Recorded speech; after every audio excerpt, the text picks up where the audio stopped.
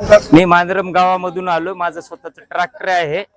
जवळपास 9:30 वाजतापासून इथं पेट्रोल पंपावर थांबून आहे, तरी पेट्रोल पंपवाले आम्हाला डिझेल देत नाहीत, गाडी आणल्याशिवाय देत नाहीत।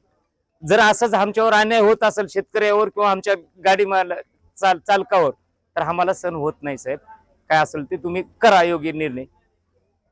ट्रॅक्टरला आम्ही गाडी घेऊन यायचं म्हणलं, प्रत्येक शेतकऱ्याच्या शेतामध्ये गाडी घेऊन जायचं म्हणलं तर 2-2.5 लिटर आपल्याला डिझेल लागते, आणि पंपावर जर घेऊन यायचं म्हणलं तर आम्हाला कमीत कमी 1000 रुपयाचं डिझेल लागते। सगळे भाव वाढलेले आहेत, शेतकऱ्याचे बी हे झालेले आहेत। आम्हाला शेतकरी प्रत्येक अडचणीला सहकार्य करते, आणि आम्हाला डिझेल पंपावर जर गाडी घेऊन यायची म्हणलं तर 2000 रुपयाचं डिझेल लागते। प्रत्येक वेळेस आम्ही डिझेल पंपावर गाडी घेऊन येऊ शकत नाही।